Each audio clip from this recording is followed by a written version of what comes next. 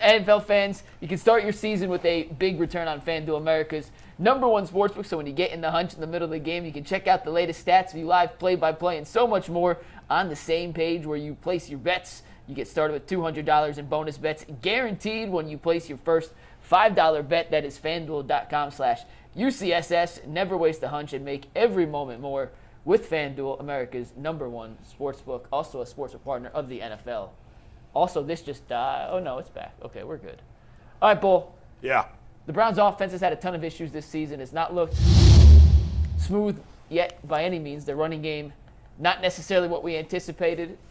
Hypothetically speaking, if Nick Chubb was at 100% and on this Browns team to start the season, how much different would the Browns' offense look? Could a healthy Nick Chubb solve all these Browns issues? No, not all their problems, but certainly not all their problems, but they'd look better. I mean, if you had 100% healthy Nick Chubb pre-injury, yeah, he's a superstar, and he can overcome some of their issues, which is what you expect from Deshaun Watson. He hasn't been able to. Nick Chubb would. They'd be better offensively, but no, wouldn't solve all the problems. If Nick is Nick. Yeah, right. That's what I'm saying. If he were Nick. Well, he said 100% healthy. Yeah. I mean, the run game has never been a question here when Nick's on the field. It's a line that is a better run-blocking line than a pass-blocking line, I think. Yep. Nick obviously is one of the best backs in the league, if not the best back when he was healthy. So certainly it's going to make a lot look better. Kevin was asked yesterday if he'll be ready next week. And, of course, Kevin didn't answer. He never gives a straight answer on anything. He said we'll have to wait and see when next week gets here. But he is eligible to come off next week. So cross your fingers, cross your toes, cross your legs, and everything else. Has he been doing anything? I haven't seen him, but I don't go outside to practice. When I go there, I just stay in the locker room. When he come back in, is he sweating and whatnot?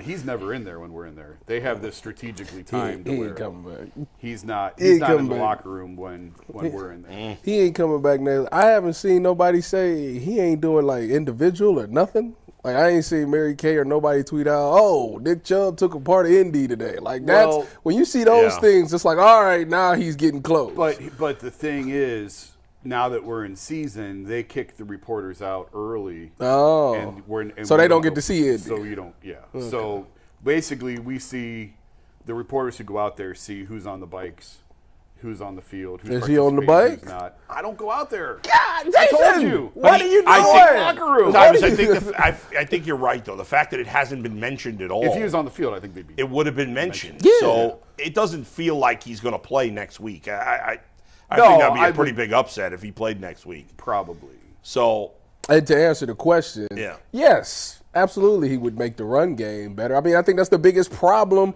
with this team right now is that we don't run the ball enough. Jackson, what's the difference between the 1 win and the 2 losses? Dang. They ran the ball in Jacksonville, and it wasn't great. It wasn't like it was just this, they was popping them for 50 yards and stuff like that. No, it was just enough to keep them to respect the run game. It was just enough. And right now, you keep asking this man to go out here and sling the ball 40 times, and it just ain't clicking yet. Part of the reason, I get it, $230 million. No, I wasn't going to say the money. Yes, he should. Part but of the still, reason he needs some help. Tyvis, part of the reason they ran more in the Jags game is because they had the lead in the Jags game.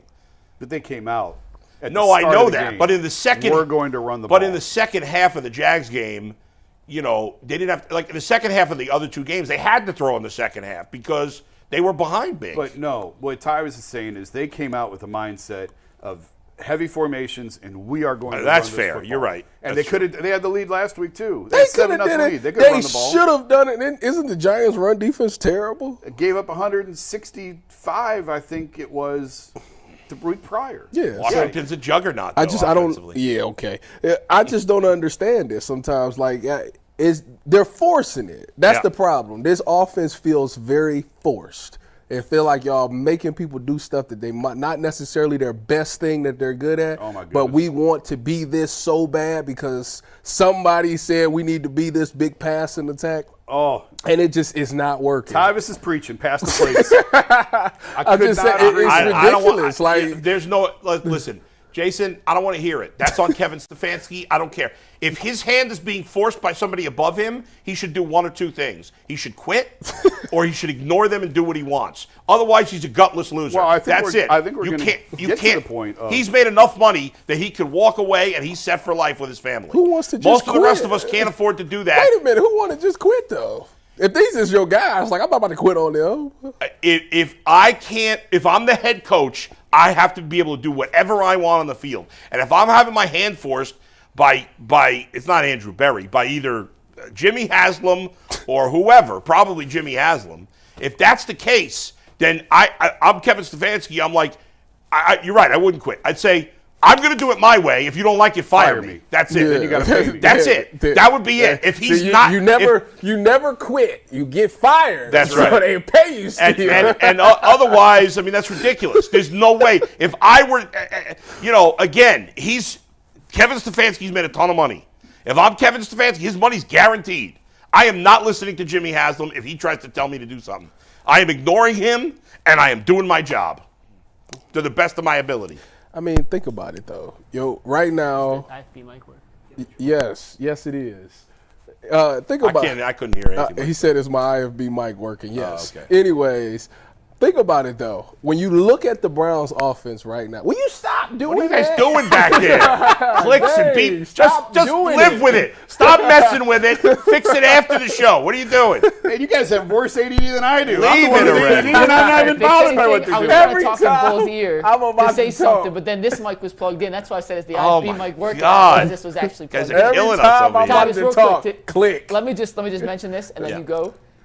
To the not running enough, whatever, their play action game has been non-existent this year. This is the Browns ranking in the NFL in terms of pass yards via play action since Stefanski took over. You ready? 9th in 2020, 16th in 2021, 13th in 2022. They were 4th last year. This year through 3 games. Small sample size, but 3 games. They ranked 27th. No run game. No one respects the run game. They're not getting the play action part of the playbook that Stefanski likes so much. Tyvis? Well, yeah. I mean, why would the play action work if the run game isn't working? I mean, that goes hand in hand. And like I say, if the decision is coming above Kevin, Yeah. I'm not saying that, do it again. Do it again. Do it again. I mean, you guys are killing us right now. Like y'all act like y'all gonna sneak it in there. It's not. I can hear it. It's just a click. Anyways, no, and the fact, yes, the Browns pay me, but I still speak my mind, and I'm gonna be fair on this. When you look at the offense, the best asset is allegedly the quarterback and the wide receivers. Allegedly. Because you got Amari Cooper, you got Jerry Jeudy, and you got this quarterback that's supposed to be really good. So when you think about the offense, what would be our best plan of attack? It would be the pass. But the problem is everybody else knows that as well. Everybody knows that your best asset is the pass and attack. So you got to do something to throw a wrinkle in there, run the ball. And no, like I said, it's not going to be these explosive 12, 14-yard. I mean, obviously they got the ability to do that, but consistently it's not going to be that. It just needs to be enough to make them linebackers respect it. I got to get in these games and make these linebackers respect these running backs just enough that when I decide to run RPO or I decide to run play action, all I need them is to take one step forward. That's it. It's a game of inches. I just need you to take one step forward so I can throw it right behind your head. That's it. And they refused to do that. I think they got to the fourth quarter, they ran the ball, 7 times in the game before the fourth quarter or something like that? Like, it's ridiculous. Run the ball. And I'm a DB, and I can't believe that I'm saying this. Like, I live for the 7-on-7 stuff. But come on, run the ball. Like, it's not that hard. I'm with you. Like, Bull and I used to roll our eyes last year at the Nick Chubb's got to get 20 carries thing, but you can't just completely. Because that's yeah, just I know, arbitrary. I know. Yeah. But That was 2 years ago. But you do have to establish a ground game. And Tyvis, I said this on Monday. The game plan last week was just throw the ball down the field. These receivers are the slowest in the NFL. Like, I got all the numbers on routes. I think it was 20 yards or more. They're the slowest in the NFL. So it's fair to say that they are among the slowest in the NFL. They don't create good separation. They struggle catching, other than Amari, contested catches. You can still win with them, though. I'm not saying they're bad receivers you can't win with, but you have to play to their skill set. And I've said it on Monday. This is a team with an identity crisis. They refuse to accept who they are. And who they are is who they were last year and the year before that. They are heavy sets. They are a run team, play action, and then take deep shots off of that. It's not a stand back there, get your quarterback killed, and try and run these 15, 18, 20-yard routes. That's not who they are. But, Jason, one thing they also did in week 2, which was new for them and did work, was they had a lot in week 2, unlike weeks 1 and 3. Yes, they did all the things you say, which is what they've done, and they did it well, and they should do that. But one thing they did add that was new that worked in week 2 was they had a lot more pre-snap motion, which they've never really done in the past, and they did not do in week 1 and week 3. And I think adding that to the old school type that they play worked, and that's what they should be doing. But yes, in terms of having the 6 offensive linemen, the double tight ends, that worked best for them. And that's what they should do in this game against the Raiders. But who knows? It is how Kevin is comfortable calling the game, of course. That's how he prefers it. But that's also how this roster is built. Like, what did they do differently in the receiver room from last year to this year? They added Jerry Jeudy. Is Jerry Jeudy a burner? No. Is he a guy who's going to tear your top off? No. So it's still basically the same personnel from last year. So you're trying to, like, retrofit this into some type of system for a quarterback who can't play that way. That's the other part. This is not the same guy from 4 years ago. He's gone. He's never coming back. He thinks he's the same guy. He's not. Yeah, well, we know that. But and it's like I've talked to coaches in different sports who say the heart, and I'm not, this doesn't really apply to him necessarily because he's still in his 20s, 28, 29.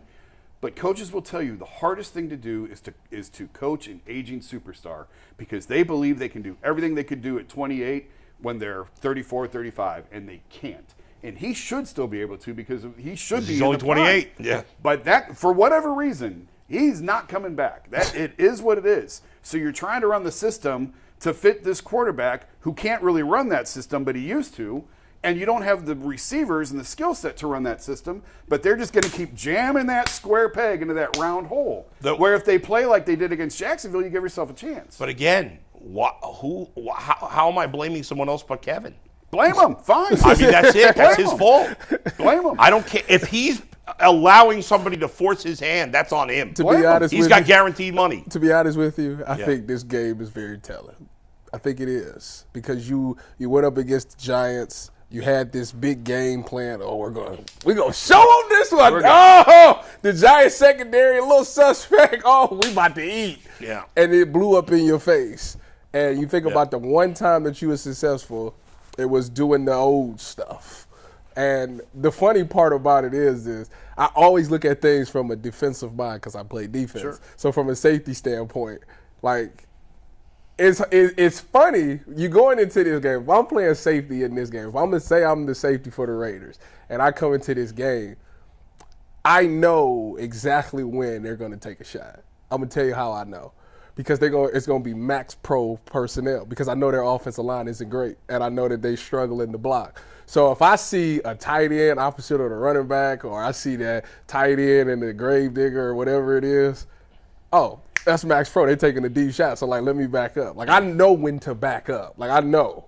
If they come out in regular 2x2, they ain't got enough time anyway. So now I'm going to sit on routes. Like, right now, that's what they put on film. Now, what changes that is obviously if they run the ball effectively, all right, now I got to step up because the linebackers might need me in the run game. Or if they come out and they do the 12 personnel thing and they actually run it and throw it out of there, okay, now it's not telling. Mm-hmm. But in my mind, when I first see 12 personnel, I'm thinking, this is a max pro. They doubling it up, having 7 guys in protection because they want to run deeper developing routes. I just gave y'all some NFL stuff. I mean, but the Browns have to know that the Raiders know that, and they've got to go against it, no? Right off the bat? Shouldn't they? Well, see, the thing about it is players change, but the game remains the same. That's what it is. They got to run the ball. At the end of the day, they got to run the ball. That's just got to be what it is. It's literally the only thing that's been different in the 3 games. One game they ran it effectively, and it wasn't crazy, but it was effective. The other 2 they didn't, and they lost. And in that second game, they used Deontay Foreman. The other 2 games, they haven't. Yeah, I wonder why they didn't. He's the better back between the tackles, I think, of the 2. Well, yeah, that's because he just gets vertical. Yeah. Jerome looking for. He actually trying to find Right. some grain and then hit it. This is not an elite running game. No one expects it to be elite. It don't need to be. It don't need I to need be. you Gotta to be get. I adequate. need you to get me on 1st and 10. I need you to give me 3 to Give me 4 yards. second If I and can 7. get 2nd and 7 or 2nd and 6, it's a lot of things I can do. Yes. It's a lot of things I can take a shot. You know that? If we get to 2nd and 6, I can take a shot. It's a waist down. Because I know I could get to 6 in the next on 3rd down. Like, that's what it becomes. The Browns haven't gotten the first down on the 3rd down very often. Which is another thing that I learned. that's right. You get to, I tell you right now, you get to 2nd and 1 and you play DB. Yeah. Think it's a shot. That's right.